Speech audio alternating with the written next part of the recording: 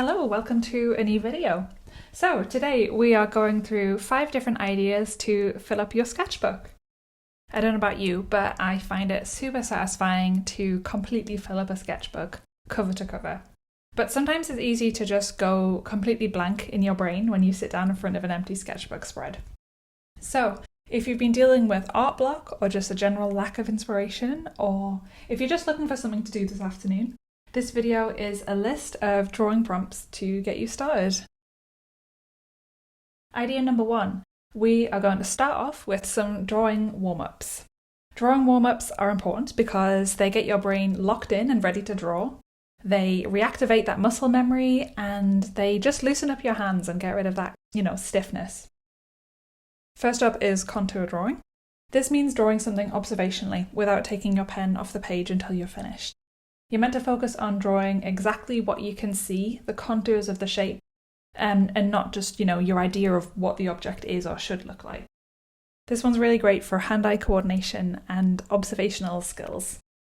Next up is wrong-handed drawing. I'm right-handed, so I'm using my left hand here. This one's also really good for loosening up. It's all about letting go of expectations of what you want a drawing to look like. It feels really strange and silly when you're doing it, so you stop worrying about how good it looks. Because we're so used to drawing with our dominant hand, we can sort of zone out and go autopilot with it. But drawing with your other hand feels so unfamiliar, it zaps you right back into the mindfulness of the moment. You're suddenly hyper aware of how the pen feels in your hand and exactly how it feels to make marks on the page. It's like a hard reset for your drawing brain. And these are all things that stay in your brain when you go back across to using your normal hand again. Next, we are going to do some line exercises. So you can practice trying to make a perfect circle with a single stroke. You can practice doing some sharp, fast lines as straight as you can, things like that. Drawing's hard work on your hands and on your brain, so this is basically the equivalent of stretching before going for a run. And then when you've finished your warm-ups, one thing I like to do is I just keep going and doodling and colouring and making the page look pretty. Also, bonus point, if you're an art student and this is a sketchbook you're working on filling up for a class, your art teacher will definitely appreciate seeing that you're doing these. Art teachers, in my experience, really like drawing warm-ups and exercises and stuff like that, so you're going to be their favourite student when they see this in your sketchbook. Idea number 2 is do a collage picture. These are super fun. I'm using origami paper, but you can use anything. You could save pieces of gift wrap, you could use any cool packaging you get, you could cut up photos, you could even chop up and recycle parts of your old artwork that you don't want anymore, like interesting pieces of watercolour texture. Washi tape also works really well for this. I particularly recommend doing something like this if you're struggling with art block. Collaging is still making an image, but the act of it feels physically different to drawing, and it uses a different part of your creative brain than line making does. Sometimes that's all it takes to break through an art block, just doing a different creative thing for a bit. And you can get mixed media with it as well, like I've done here, and add in a bunch of painted and hand-drawn sections with it. It's just really fun to do. Idea number 3 is do an illustrated journal page. Draw what you've done that day, what you've eaten, what you're listening to, what you're wearing. You could take up a double-page spread by recording all of your outfits for a week. Sketchbooking isn't just about making pretty art, it's also about keeping a record of your life and all of the things that were going through your head at the time. These pages will be super interesting for you to look back on in a few years' time.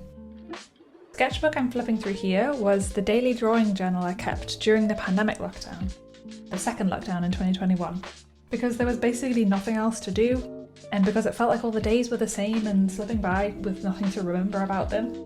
I had a little challenge with myself to try and fill a journal page with what I'd done that day, even if it was just what TV show I'd watched. And the routine of it, sitting down and doing this for 30 minutes every single evening, it was really enjoyable, and it was surprisingly easy to just do every day once I was already in the habit. If you ever can't think of what to draw, sometimes just what did I do today is the easiest and most obvious thing. Idea number 4 is do some observational drawing. but challenge yourself to use pen only, no pencil sketching first. The key for doing this is to embrace and accept that some pages won't look very good, and that's okay. So observational drawing in pen has two benefits. Firstly, that you'll develop more confidence and accuracy in your mark making. This is something your brain just learns to do when it realises there's no going back on any of the lines. It really is such a good workout for your brain, and you'll feel yourself learning a lot. It is like heavy weightlifting for your art brain muscles. It's so good for you. Secondly, it's fast. Drawing straight to pen will simply fill a page faster than messing about with pencil sketching and resketching and erasing. If your goal is to improve but also fill your sketchbook quickly, like maybe you have a goal or a sketchbook challenge you're doing, or maybe you have to complete a whole sketchbook for a college class, training yourself to draw in pen will help you out a lot in terms of sheer speed, basically. And when you do want to use pencil, you'll find that speed and confidence you've learned will translate across to pencil as well. Basically like the altitude training that athletes do. You know how Olympic marathon runners will go train up mountains so that when they hit the flat sea level race, it feels much easier in comparison.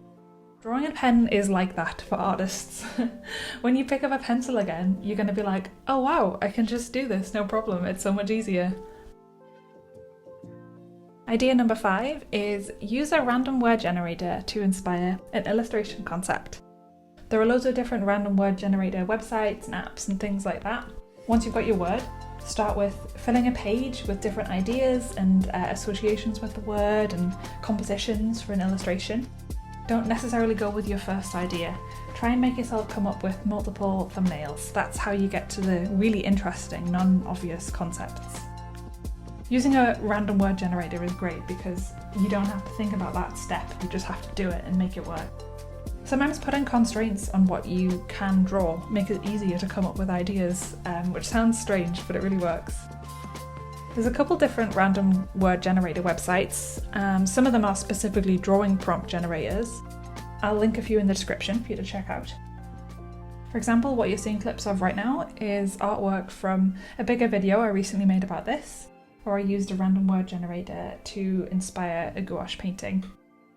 I got the word diamond, and I didn't want to just paint an actual diamond, so I thought of lots of different things that could be associated with the word, and then I ended up doing a portrait inspired by the Beatles song Lucy in the Sky with Diamonds, which is something I wouldn't have just thought to do if I just sat down in front of a blank page and gone, okay, paint something now. So yeah, feel free to check that out on my channel if you want to see the step-by-step process of getting the word, brainstorming ideas, and then how I made it into a complete illustration. Okay, bonus one. Here's a bonus one after our 5 ideas. I'm treating this as a bonus because it's not technically drawing. You can always stick stuff into your sketchbook. I love doing this. I love treating it like a scrapbook. Your sketchbook should be something that inspires you when you pick it up. So stick in things that inspire you, or things that help you remember special days, or things that you just think are interesting. I like sticking in photos, tickets, receipts, interesting leaflets from things I've done. I'm seeing people stick in things like dried flowers, anything like that. This is especially useful when you've been using art supplies that go through the page, like markers, so you can't use the back of that page anyway. You might as well stick some things in. This has the added benefit of making your completed sketchbook feel really thick and crinkly when it's finished, which is extremely satisfying.